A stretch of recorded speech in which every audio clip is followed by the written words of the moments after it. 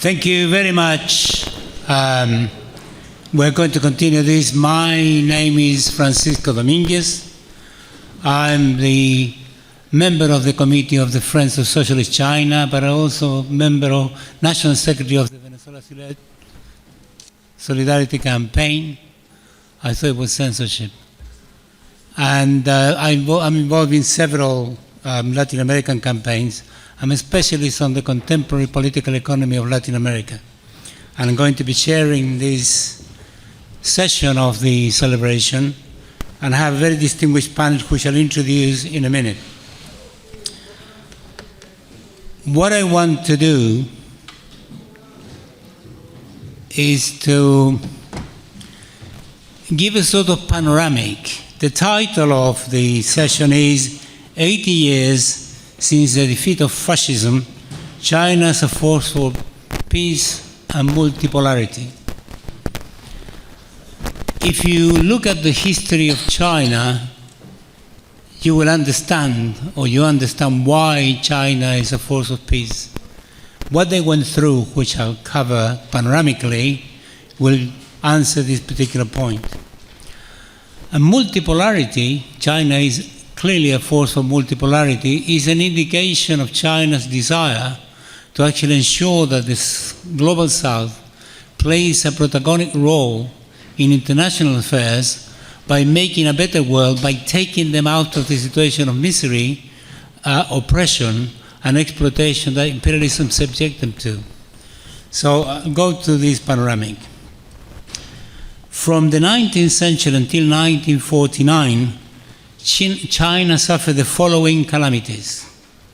1894 to 1895, the first Sino-Japanese War. 1907 to 1911, revolution and fall of the Qing dynasty, which created a lot of problems and cruelty as well as violence. 1911 to 1913, the destructive role of the plague of warlords.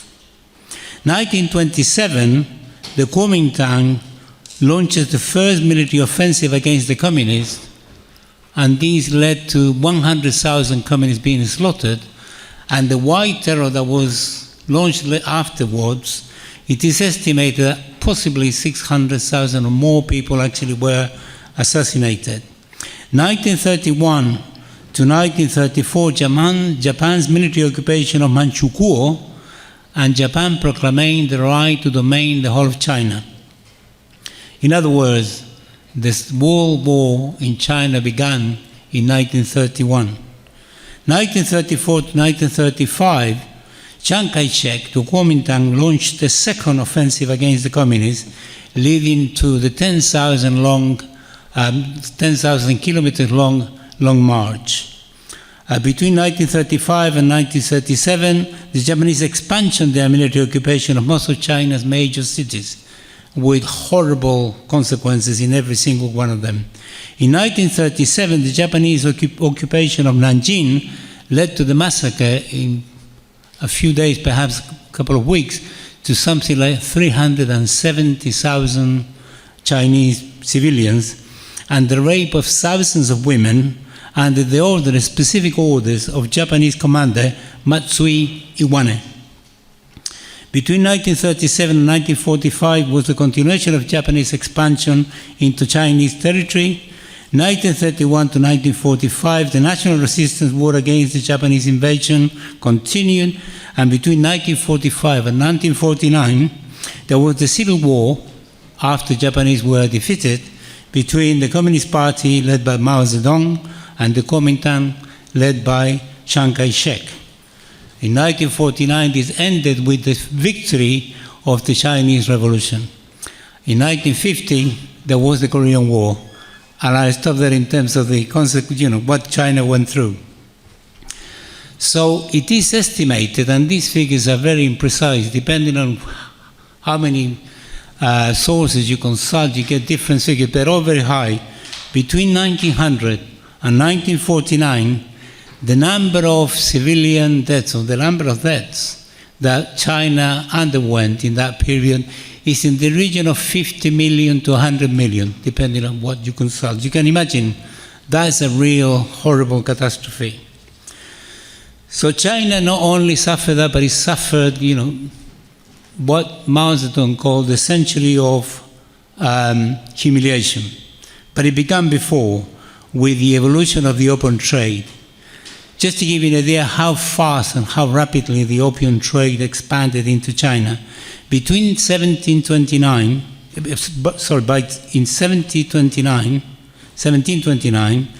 China imported 200 chests, which is boxes of 60 kilograms of opium per year.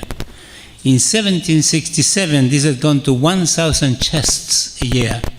By 1820 to 1830, it had gone up to 10,000 chests a year.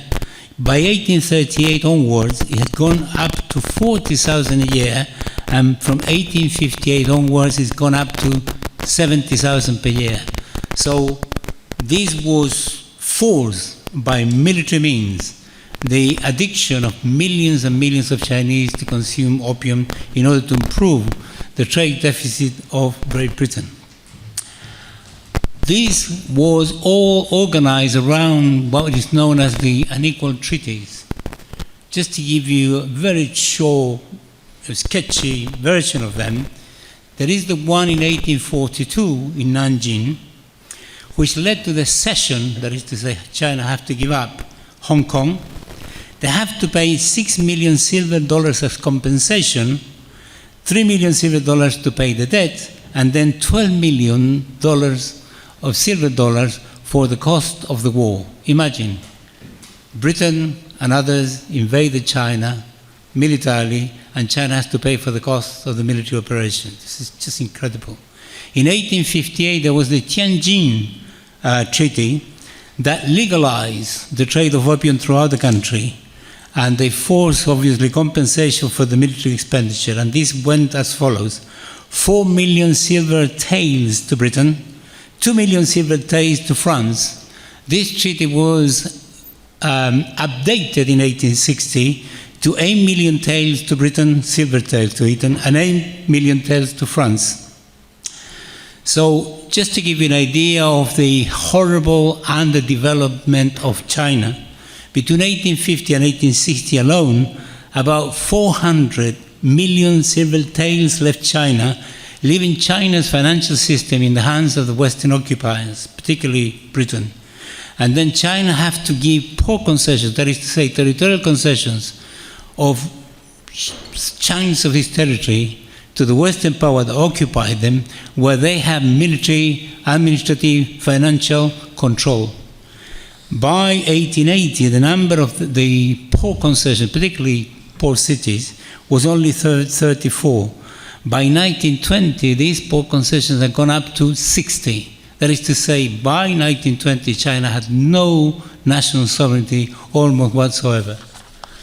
And then all of this led to poverty. That's why China is very much in favor of peace, but also why it's so much in favor of improving the situation of the third world, of the global south.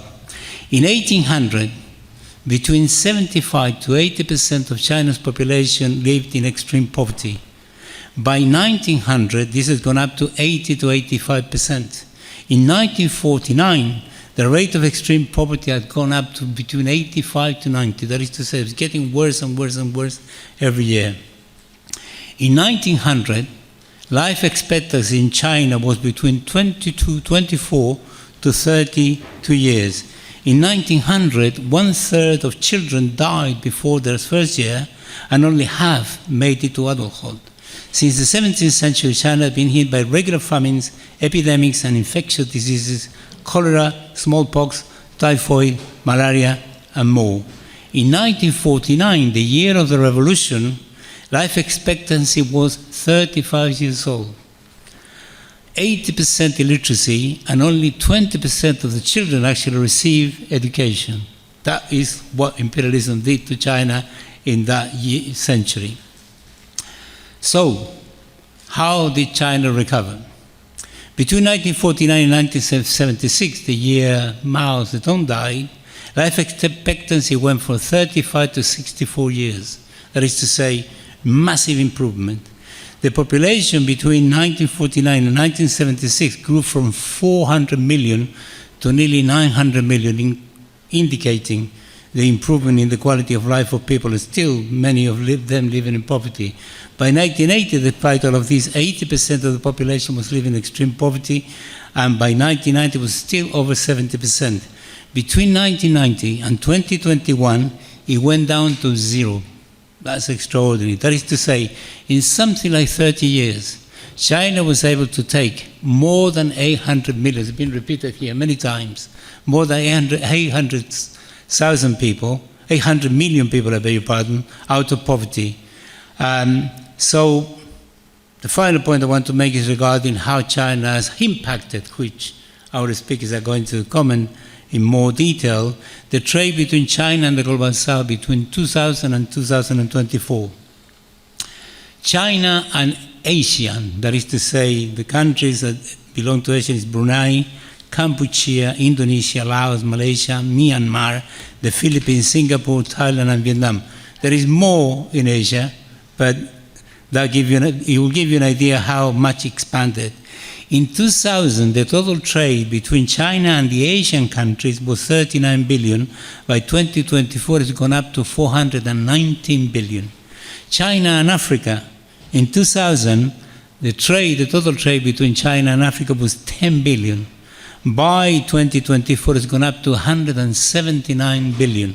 And China and Latin America in 2000 was 14 billion, that is to say very little, and by 2024, it's gone up to 982 billion. That is to say, these relations, that is to say, the relations between the developed China and the Global South have involved the following: credit, investment, technology, and market, which massively, and is still going on, massively improve the life of millions and millions of people in the Global South, which is the majority of humanity. This has also involved development of infrastructure works, motorways, ports, trains, all sorts of facilities and so on, technological transfer, development of renewables, digitalization, and a special mention deserves the creation of a green belt in Africa, in the Sahel, which is 15 kilometers wide and 775 kilometers long, which goes all the way from Djibouti all the way to Dakar, which is the result of the experience of China's fight against anti-desertification in its own country, which is actually now bringing into Africa. So I leave it there for people to realize that this is the panoramic where things really start, by 2024, China is a major force politically, economically, and in every possible way to improve the life of the majority of humanity. Thank you very much, Alim.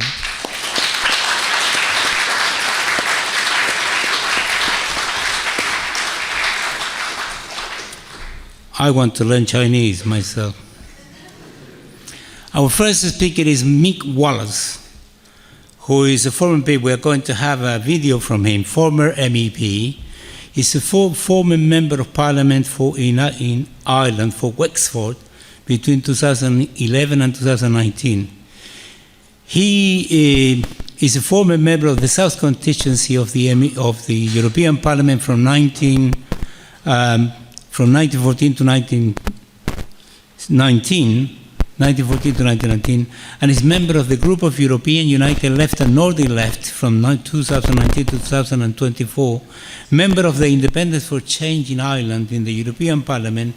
He formed part of many committees, Foreign Affairs, Security and Defense, and he is a strong Latin American, and I know because I met him personally, he speaks perfect Spanish. And I did some research in the internet, and he says, a controversial figure known for his public praise of the Chinese government. And even worse or better, Wallace has repeatedly asserted that Taiwan is part of China. Would you say, Mick Wallace? Hello everyone, how's it going? Sorry I am not in London with you, which I had planned, but it wasn't to be. But anyway, sure, I'm here to say hello anyway. Hope all good. I I understand that your discussion is mostly around China's achievement in tackling extreme poverty and building socialism, and China as a force for peace and multipolarity. Well, I suppose just before we discuss the concept of multipolarity and multilateralism and unipolarity, I just wanted to touch on the fact that we're living in incredibly dangerous times. The world has rarely faced so many problems at the one time, such instability, such absence of international law of any form. But it's not just a time of danger and instability, it's also a time of opportunity, you know. And I think China can be at the heart of that opportunity. Now, look at the things that have gone on in the last couple of years alone are scary. Even before that, in the last 25 years, I think American imperialism has become more aggressive and more blatantly ugly and abusive, with the Afghan war, Iraq war, Libya, the dirty war in Syria, the goings on in Ukraine, and now we're looking at Palestine. And this is not to even touch on terrible things happening in other places like Latin America and Africa. I mean, only in the last few weeks, the Trump administration bombed a boat out of the water off Venezuela, claiming that it was about the movement of drugs, when in actual fact it was just migrants struggling to make a living somewhere else. I mean, just a total abuse of international law. But we've seen Israel, with US and European support, violate international law every day, not just in Palestine, not just in Yemen, in Lebanon, in Iran, in Syria, in Qatar. There's no end to it. And we don't even hear the international community or the Europeans even raise an objection to what Israel is doing. I mean, we're living in scary times. But look at, I suppose, much of the dialogue around these issues has been framed traditionally by the West in a way to suit themselves, and they've been very good at propagandizing their position at the expense of others. And like, for example, they still love to describe China as being authoritarian, which really is an Orientalist position and doesn't bear up to scrutiny. Which, you know, links to the whole concept of what is democracy, and what in the West it seems to be about civic rights, the right to vote, freedom of expression, whereas in China freedom is about the freedom from deprivation, from extreme poverty, from hierarchies. And I mean, you know, we can argue till the cows come home about who has the right perspective and who's right and who's wrong. And, you know, it's very hard to say who is right and who's wrong. But what is clear is that the manner in which the West has tried to portray this for so many years is basically inaccurate.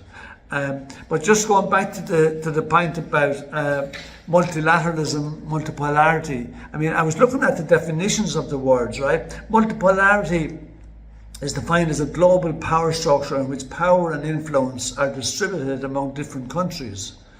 Unipolarity is obviously a power structure where a single state holds predominant military, economic and cultural influence, overshadowing all others.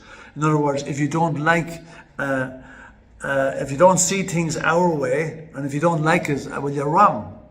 And that's the arrogant position of colonialism, and it's the arrogant position of Western imperialism. And the unipolarity has existed with the US, the dominant force, but this is completely and always linked to imperialism, which cannot possibly be good. It's about abusing others for your own financial benefit, and needs to be fought tooth and nail at every turn. But I heard Vijay Prashad recently talk about China and multipolarity and multilateralism, and he said that China is much more about multilateralism, he says, rather than multipolarity. And just to give you the definition of multilateralism, it's an alliance of countries pursuing a common goal. Multilateralism is based on the principles of inclusivity, equality and cooperation, and aims to foster a more peaceful, prosperous and sustainable world. And in fairness to the Chinese, they've done great work in this area, and I suppose it kind of started more after the 2008 financial crisis, when the wheels came off for the capitalist system, on a temporary basis anyway. It didn't lead to the death of capitalism, unfortunately, but it certainly dealt it a serious blow, and they've probably been lying through their position ever since.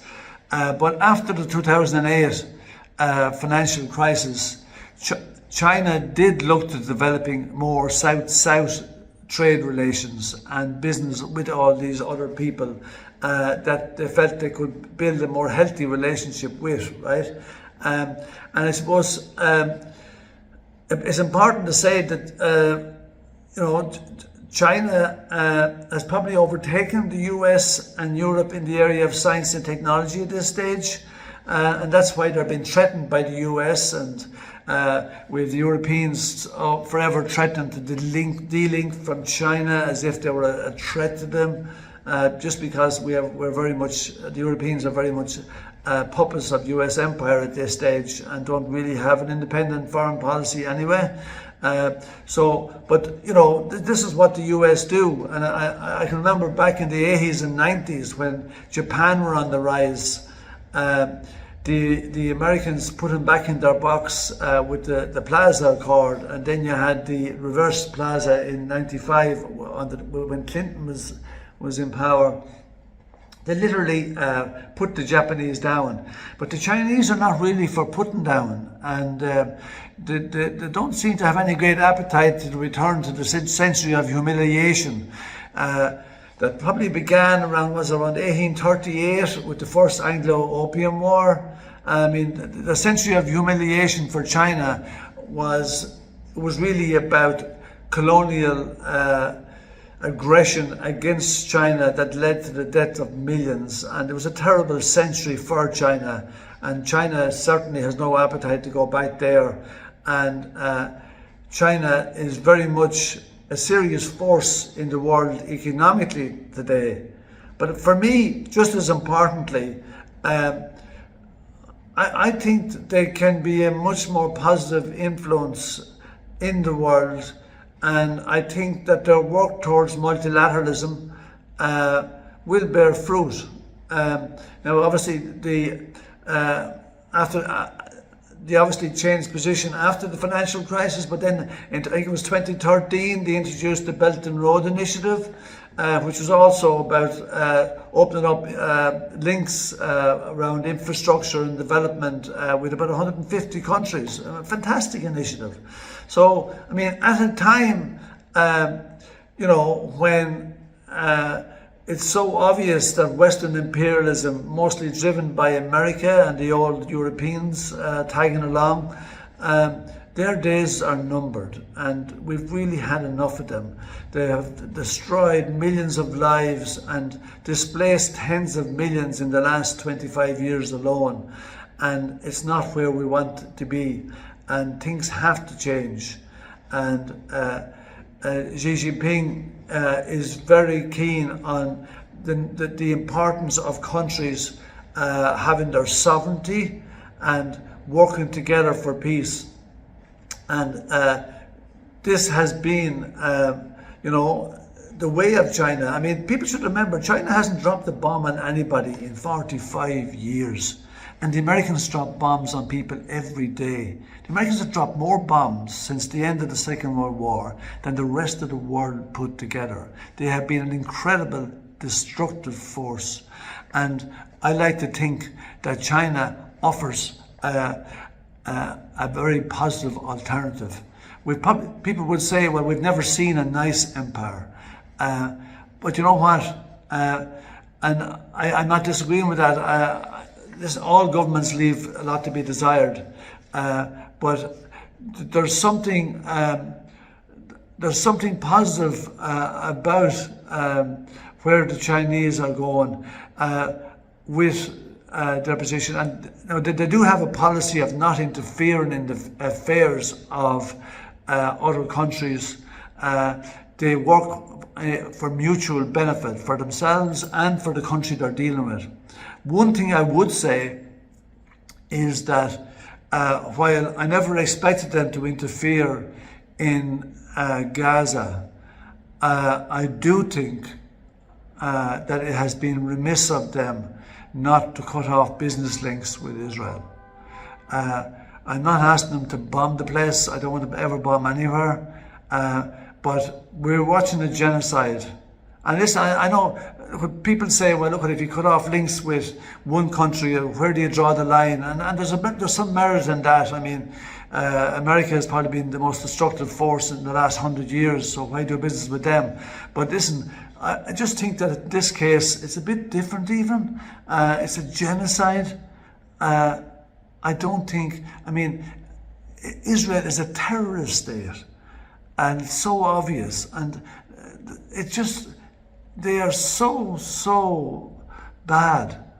I do think that China will show a wonderful example if they cut off business links with them. Anyway, that's my few words. Thanks. Bye-bye. Thank you very much to Mick. He's absolutely right. Multipolarity offers opportunities. There's no question about it. But the one country, as Mick said, which is the source of aggression and instability is the United States.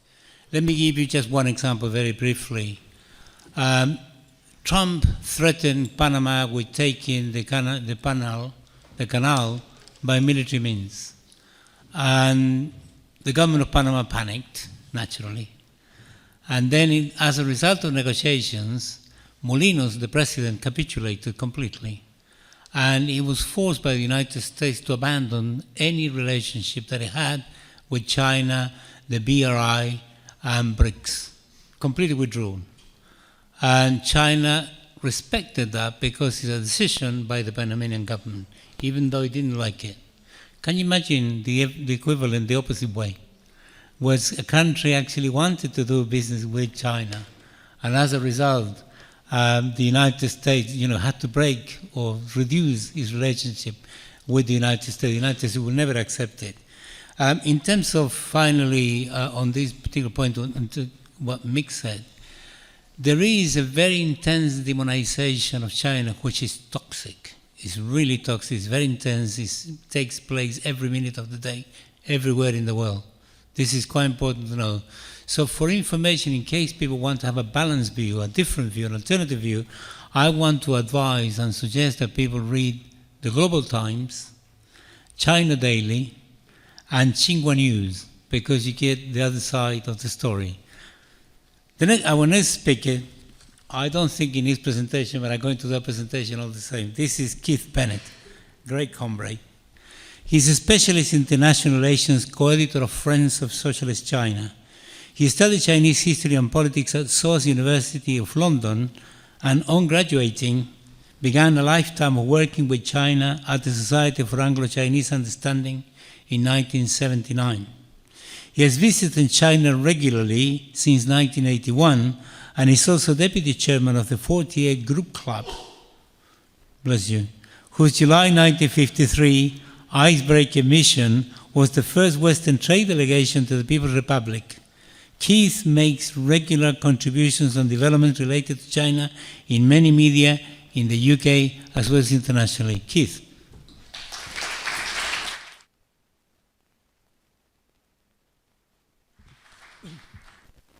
Thank you very much, Francisco, and thank you to everyone who's here today. It's great to see so many friends and comrades here. It's really a pleasure, and thank you all for coming.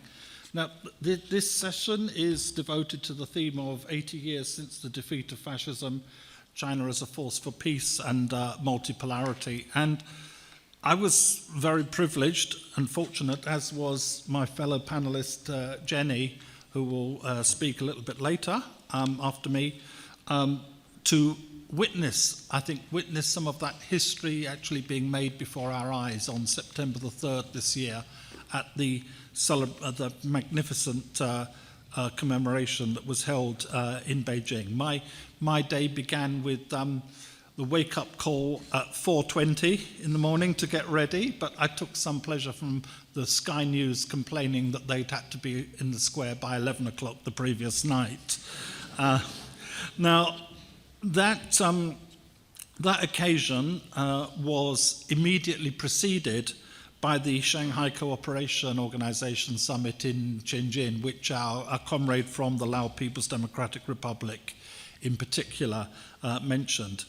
But these two things, as I'll aim to show, have to be seen in conjunction with one another and as part of what I would describe as an ongoing and rapidly developing realignment of international politics today.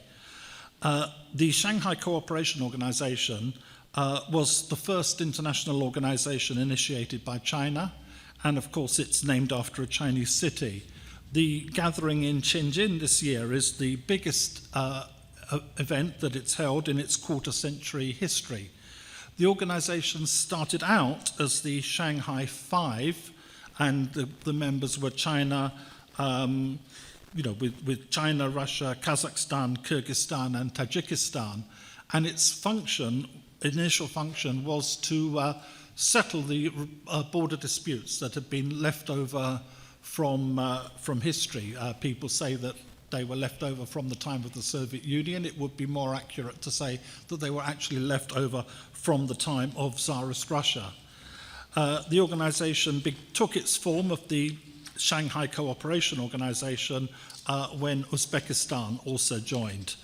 Amongst the other participants, Turkmenistan is constitutionally a permanently neutral country, so has a status of guest, but the Turkmenistan head of state has attended all the summits since 1995.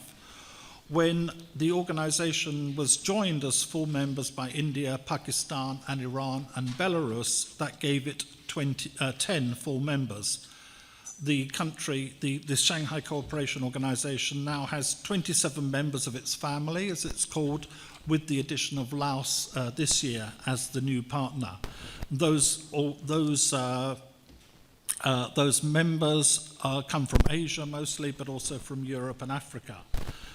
The summit streamlined the organization, with the former categories of observer countries and dialogue partners being merged into a single category of SCO partners. Having started by resolving border issues, it took up mostly security-related issues, but it's now expanded to a whole range of issues, especially economic and people-to-people. At Shenzhen, the leaders agreed to set up an SCO development bank, something that was first proposed by China a decade ago and has now been finally agreed. The Shenzhen Declaration from the summit is 6,000 words long, which indicates the range of issues that it addressed. Now, representing about half the world, this meeting was attended by around 20 heads of state and government.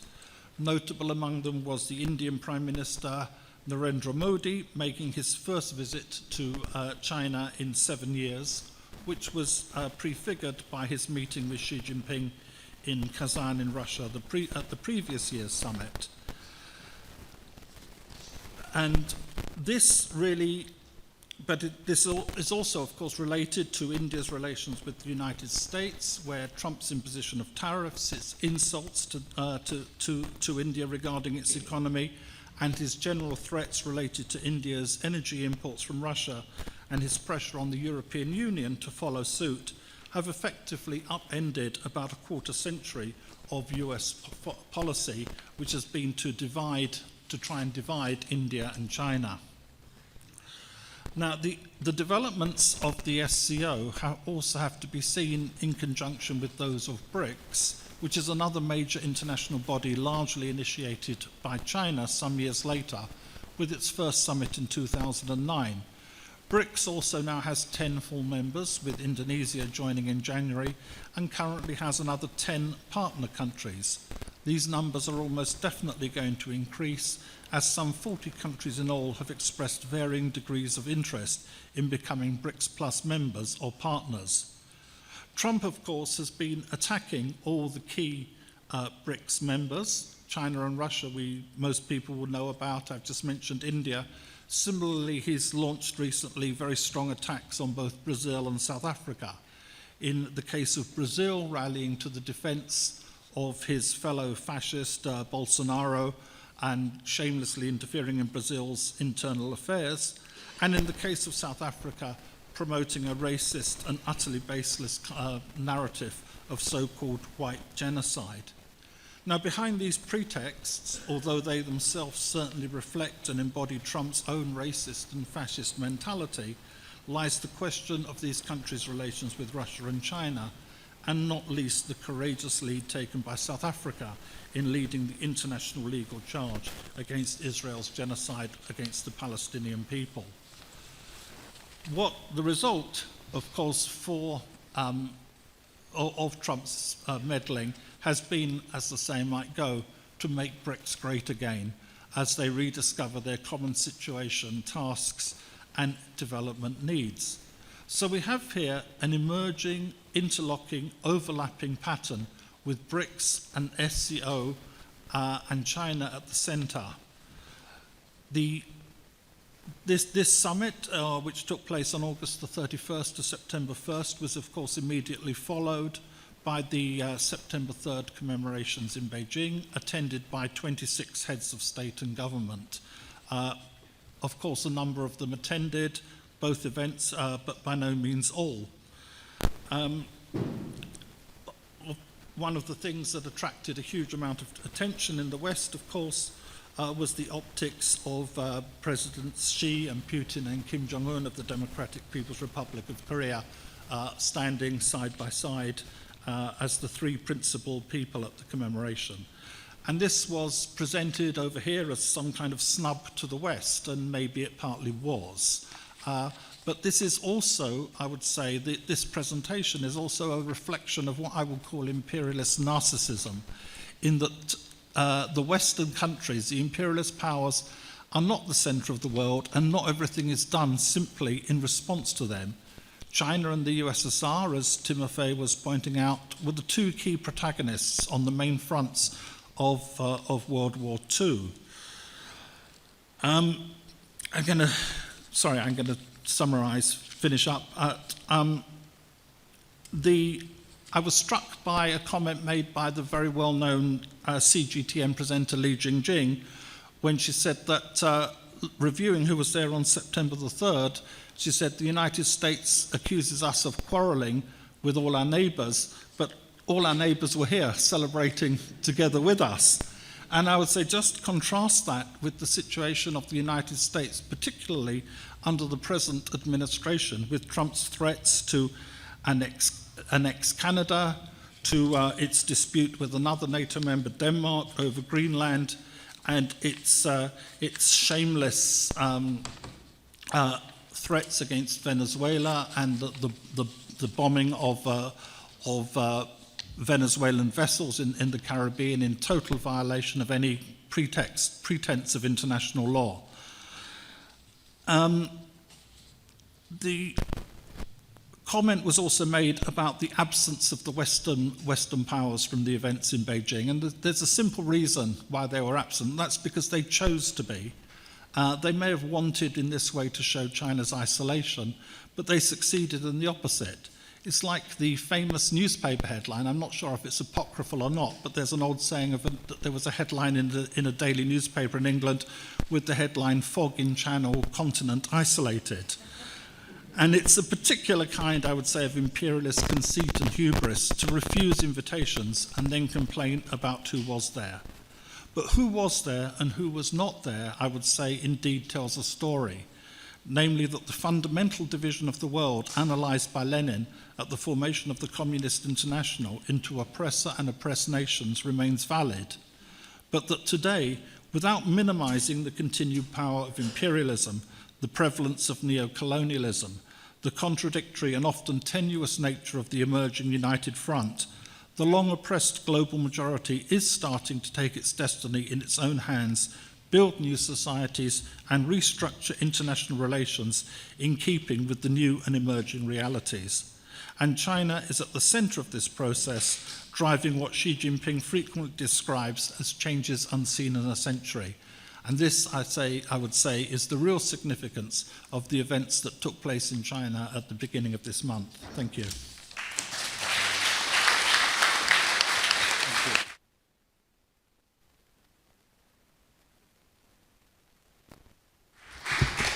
Thank you very much, Keith, for that fantastic detail of the positive evolution of the Shanghai Cooperation Organization, the detail, but also for your detailed information regarding the fact that China not only desires multipolarity, is building the institutions where all countries can play a protagonic role, such as the BRICS, such as Shanghai Cooperation Organization itself, as well as the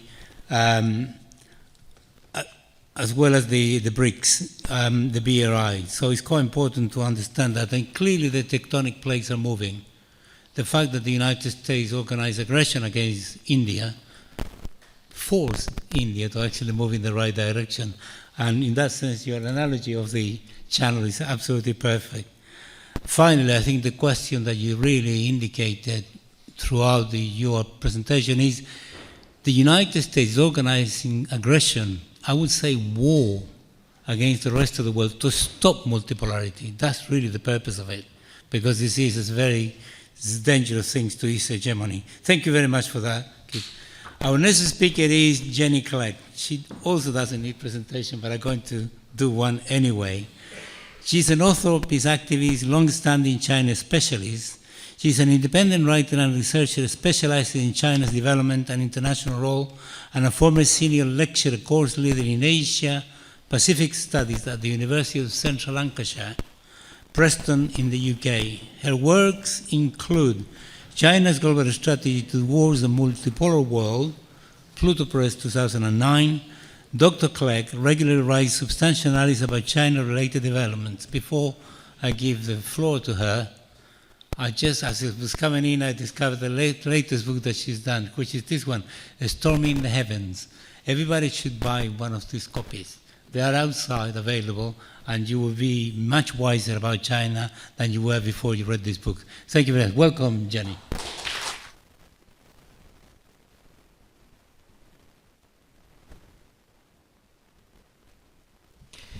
Thank you for that introduction, Francisco. I'm very pleased to be here this afternoon on this panel. These days, I feel as if I'm in a really bad dream. This dream is full of F-35s and B-61 gravity bombs and AUKUS submarines, and the US has got a Department of War, and Britain will defend Taiwan, sending warships up the Taiwan Straits to prove its point, and Germany and Japan are reviving their military alliance of the past, and Britain is helping. I mean, is this for real? Is this serious? Am I dreaming? In May, I visited China. I visited the city of Chongqing, which is a truly awesome city of 30 million people. Along the banks of the Yangtze, the River Yangtze, there are high-rise buildings as far as the eye can see. It's becoming a hub in the high-quality productive forces, building EVs and robotics. It's always been a sort of centre point for southwestern China, linking with the east coast down the Yangtze. But now there are high-speed rail links go all the way down into Indochina, reaching link into Southeast Asia.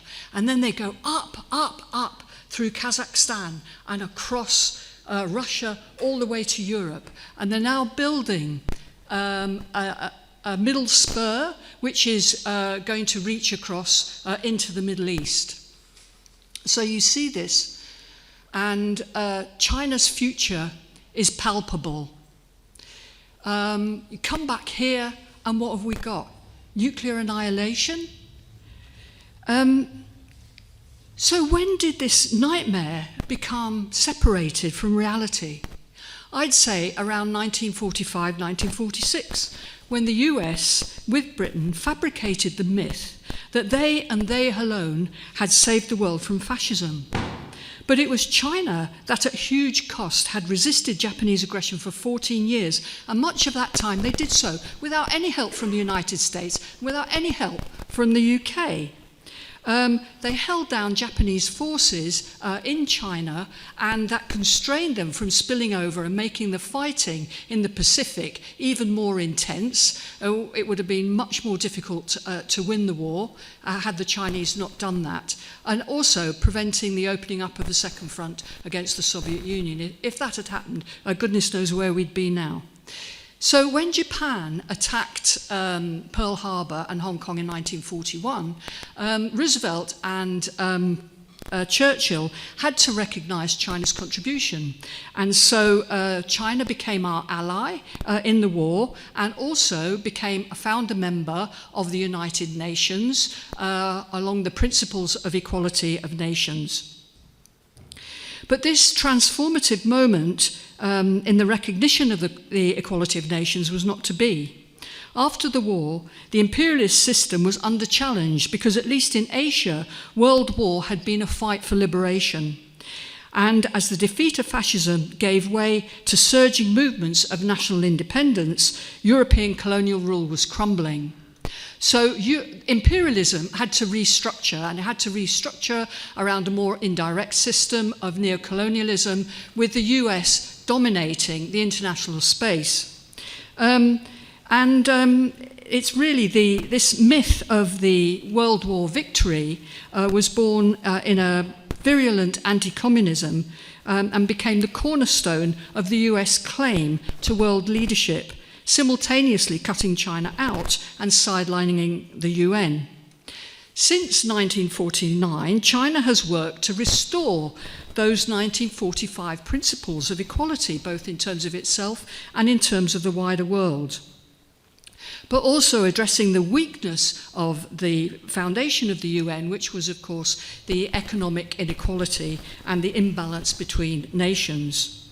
It took China 20 years to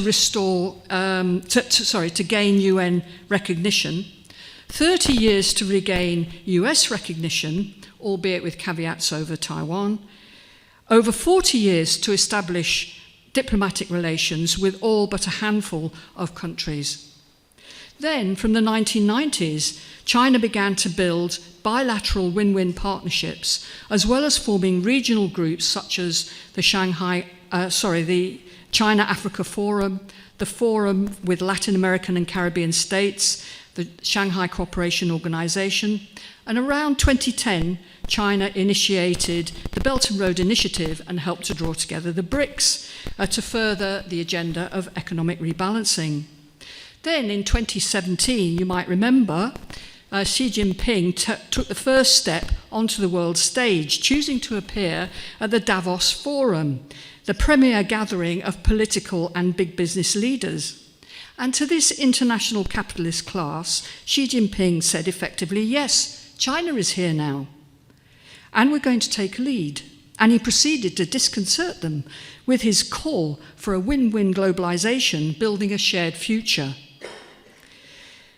Then came the series of initiatives, which I think other speakers have already mentioned, on global development, global security, civilization exchange, and just now, as Keith was talking about, the Shanghai Cooperative Organization summit, in which Xi Jinping introduced the Global Governance Initiative.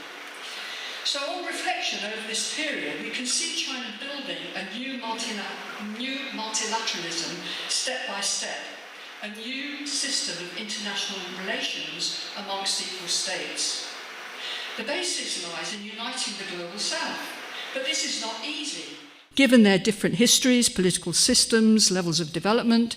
And so China creates these various forums and initiatives. So some countries can work together on development, some on security issues, some on regional cooperation, and so on. The Global Governance Initiative gives a new focus for all of these arrangements, all to come together in an overarching system. And we should be clear that China has never set out to build a socialist bloc. Bloc building for China is dangerously divisive. It has always sought to build unity, as in United Nations. Now, critics claim, for example, that the BRICS members all pull in different directions and can't achieve anything. But that is to miss the point, which is to develop a new way of doing things amongst equal states, committing to resolving tensions arising from differences through dialogue. And if countries commit to that, that means the end of war. Critics also mock China's initiatives as too vague to be meaningful. Take this recent Shanghai Cooperation Summit, which has seen to shift from a security focus, as Keith was explaining. It was aimed originally to counter terrorism in Central Asia, then bringing in others, notably Pakistan and India, but it's now widened to an economic agenda with the proposal for a development bank with the potential over time to reduce reliance on the dollar. Now, critics minimise the significance given the lack of specifics here. But let's consider how the summit included 7 out of 10 members of ASEAN, the Association of Southeast Asian Nations. And from the Middle East and West Asia, it drew in Egypt and Turkey. Now factor in what I said about Chongqing and all of those linkages in the Eurasian area and the commitment to high tech, and add the summit aspirations to promote development in digitization and green development. And we see that even if the plans are vague, here is a material basis of a future world. Now, when I talk about the need to rebuild the UN these days, I get very funny looks from people, as if to say, don't I know the UN is a corpse in a state of serious decomposition. But I would contend that this building of multilateralism, step by step, as I've outlined, in this process lie the fruits of the real World War II victory, working through the decades towards a world without war. But just as China steps onto the world stage seeking some stability, it is charged with leading an axis of disruption. From the ignorance of Kaja Kallas, would you believe the EU foreign minister who was surprised that Russia and China should talk between them about winning World War II and defeating fascism? With her ignorance on the one hand, Starmer's effort to revive gunboat diplomacy, Trump's swagger, the reckless bombings of Iran and Qatar, all of these spawning, encouraging the worst forces of reaction, both domestically and internationally. These are clear signs of how great a danger we are in. And China could not be plainer. We have to think about our shared future, it is saying, because of what history tells us about our catastrophic shared past. Thank you.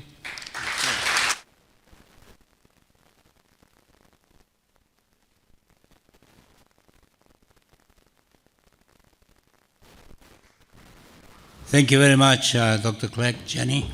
As you can see from the explanations, peace has a huge, gigantic anti-imperialist potential. The United States is completely the enemy of peace now. It's not only because it sells weapons when there is war, but it's much more than that. It tried to stop economic processes that are going on. We know now that China is the main trading partner of over 150 countries. And it is through these institutions where countries can actually participate as equals, which is the key point. Participate as equals in order to engage in collaboration and cooperation that will benefit their own society. One thing I want to say regarding this, particularly the 80th anniversary of the defeat of fascism in China, the level of sophistication, military sophistication and political sophistication of the Chinese Communist Party in fighting Japanese when they were invading their country is absolutely superb. How can you maintain national unity when you actually put together landowners, peasants, and everybody else against the Japanese? If you squeeze the landowners too hard, they go on to the Japanese side. If you don't squeeze them sufficiently, the peasants will abandon you. So, to be able to create, liberate the zones in the rear guard of the Japanese invasion for years, building everything and making the life very difficult for the Japanese and actually helping the fight against fascism was absolutely essential. So the role of the Communist Party was central not only to defeat the Japanese, but also to build the new China that we know. So, our last but not the least speaker is my dear comrade Luke Daniels. He is the president of the Caribbean Labour Solidarity, chair of Islington Pensioners Forum. Luke Daniels is an social activist, counselor and consultant on domestic violence, who was born in Guyana, is a UK based and has worked internationally. His book, Pulling the Punches, Defeating Domestic Violence in 2014, was the first self-help guide for perpetrators, and his 2018 book, Defeating Domestic Violence in the Americas, Men's Work, I've read these two books myself, charts the region's history of violence from before Columbus and how it impacts on our societies today. He's a strong campaigner for reparations for African enslavement. Read his books. Look, the floor is yours.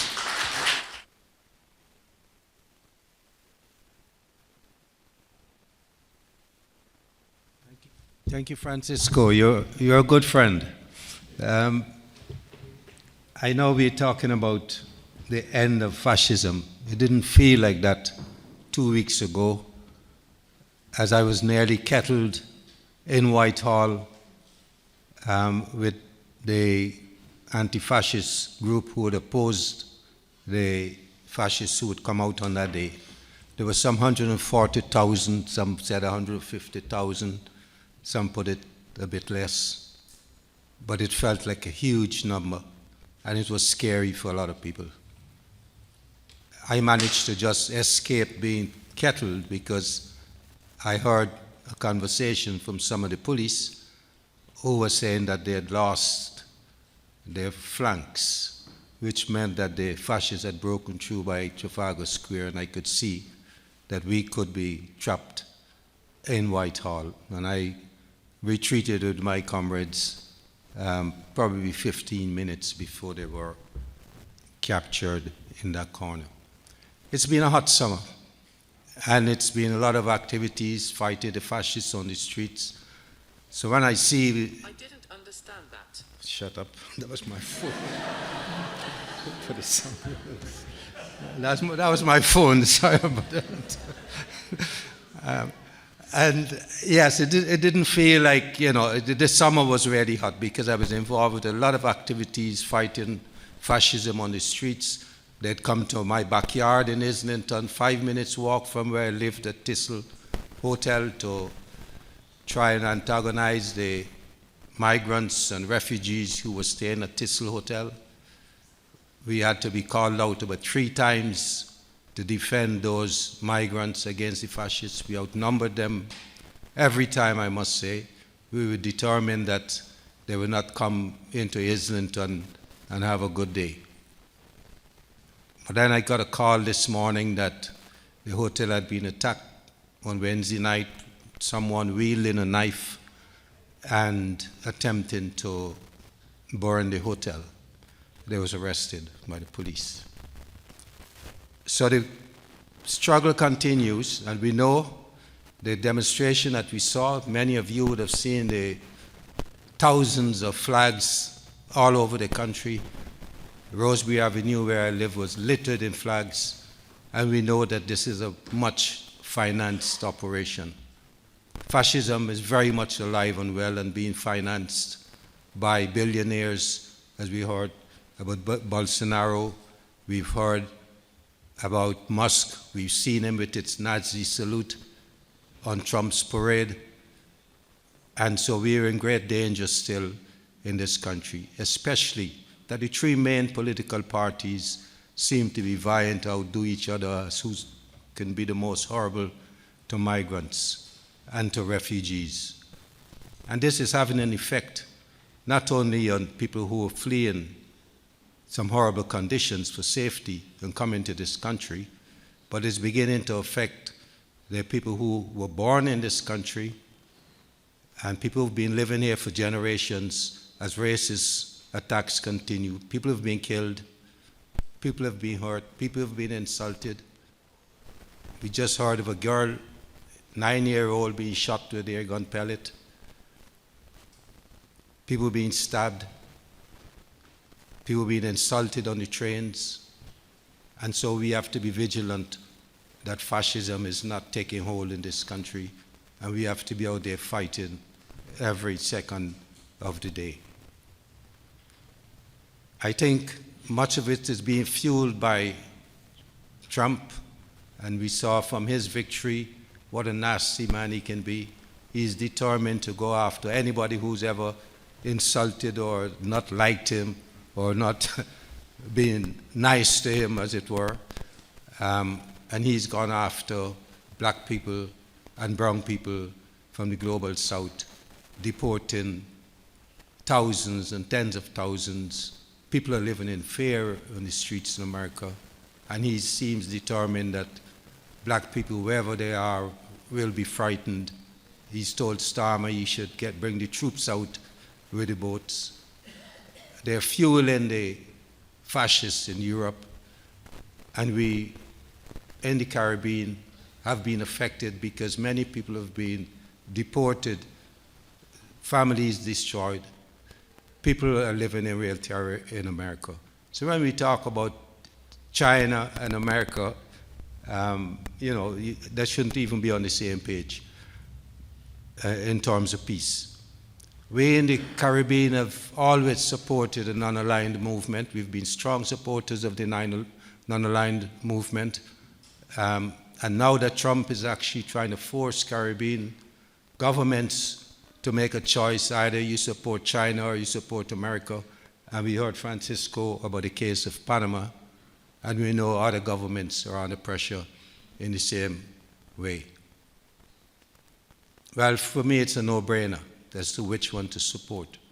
I started to draw up a list of the things about America that is so nasty. And I had to stop. It would have gone on for a long time, and I would be here sitting for a very long time talking to you. But I should mention some of them because, America was grounded and rooted in the genocide of the indigenous people, followed by hundreds of years of enslavement for Africans. They've done some nasty things in the time, and they continue. We know of what happened to George Floyd by the police killings and the Black Lives Movement that began as a result. And those attacks in some ways continue because the black people are being targeted in the US and outside of the US. And it is costing lives. The US threatens the sovereignty of every nation in the region. And we see recently the incursions and the attacks on Venezuela. We know of the embargo on Cuba. I won't go over the ground that many people have covered already, Nicaragua. I could go on forever. They've invaded so many countries and so many times over. They're hated in most places. Right now, the crisis in Haiti, they can't even show their face because of the many times they've occupied Haiti, spending up to 19 years one time, looting the gold from the bank, from the central bank, as they left on one occasion. And now they're looking for proxies to do the dirty work in Haiti, bringing in people from Kenya and looking to get Caribbean governments to cooperate with their agenda for Haiti. And I should remind people, one of the only successful slave revolution in the world, and they continue to be punished for daring to free themselves. France had imposed reparations on them that they had to pay. France, to the tune, I think it was 20 billion at the time, which they only recently finished paying off. That's one of the demands that we in the Caribbean are making for reparations, not only for Haiti, but for the enslavement of Africans throughout the Caribbean, and Britain being one of the greatest beneficiaries of that period. We are making that demand that they apologize and they pay for reparations. But continuing with the, who would you support? This for trying to force Caribbean governments to support America or China. It's a no-brainer, as I said. They've come in with Latin American countries, as I said, several times over being invaded. They're still occupying areas of Cuba, Guantanamo Bay, which many of you would have heard about over, what has gone on in Afghanistan. They've invaded Little Grenada, and some of, on the pretext that Grenada somehow was a threat to American security. Now, if I remember correctly, Grenada has about 236,000 people or something like that. 260,000 people, somewhere in that region, Grenada. And somehow they're deemed a threat to American security. The threat was the example that they set. And in a very short time, that revolution had produced so much for the Grenadian people that it was an embarrassment to the United States. So they were determined to crush that example. And it's why, in some ways, China is enemy number one. The example that they are setting to the world in lifting people out of poverty, aiding countries with sustainable development, and especially in the Caribbean, building roads where roads have never been before, and other infrastructure to make people's lives a bit better in the region. In Guyana, the Americans also intervened in Guyana when we had the first, and I'm told the only Marxist government that was elected under Cheddi Jagan in Guyana. The Americans and British conspired to end that government. And then we had a dictatorship imposed on us for many years, and racial war was stirred up in Guyana, a situation that we're still dealing with today. So the legacy lives on about the intervention in Guyana and in Grenada. When we look at the number of military bases that America has throughout the world, and including the largest one in Colombia, we know who is for war and who's for peace. When they twist the arms of Europeans to spend on arms, and mainly American arms, they got to buy it from them, a lot of it. So make America great again. Let the Europeans and let the British pay for those arms. So when you weigh that up with also the zone of peace that we had declared in the Caribbean, which is America just ignores with these warships, and we understand nuclear submarines as well on the way in the region, despite complaints from the Caribbean and CARICOM countries. China, on the other hand, never enslaved our ancestors. They bring development and investment to the region with the road and belt, offers hope of a brighter future for the world with visions of peace and coexistence. And we heard of the solar panels that they assist many countries with. They're manufacturing at great numbers. And we heard from the Venezuelan charge here about the mutual trust with which they were treated by the Chinese in their dealings.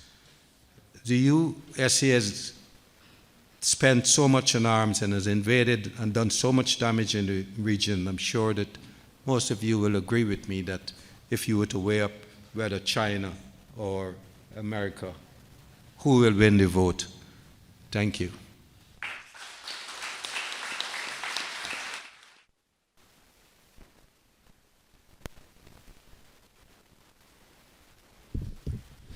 Thank you very much, Luke. Not too long ago, people who were organizing demonstrations in the streets in many cities in Europe were being banned, thrown into jail and so on for waving Palestinian flags. And now all these presidents and prime ministers actually have recognized Palestine themselves in one single go. The hypocrisy has no limit. Xenophobia pays off, particularly in the United States, because, and I'm glad that Luke raised that, particularly because they cannot fight on the real program that they have, which is total massive austerity at home and war abroad. That is really what is going on. And in order to ensure there is no dissent domestically, they label anybody who opposes them as terrorists, which empowers them legally to actually do whatever they want with them. That is the cocktail that the United States prepared to use its military power to maintain its hegemony. I want to abuse my position as chair for 1 second, if I may, regarding Venezuela, because I'm the secretary of the Venezuela campaign. The reason for the military deployment is because the United States declared Venezuela to be a narco-state. According to the United Nations Office on Drug and Crime, which produces a report every year, which is the most reliable in the world, which has got something like 300 pages, people like me read every time. According to them, 92% of the cocaine that is produced in Colombia goes to the United States via the Pacific. Venezuela has no coast in the Pacific, and only 5% or 8% tries to get through Venezuela. So there is no justification on earth for what they're doing, and it's part and parcel of the intention of the United States to maintain hegemony by destroying the country, that is the government that is opposing them to lay their filthy hands on the largest deposit of oil in the world. I've finished with that. Thank you very much.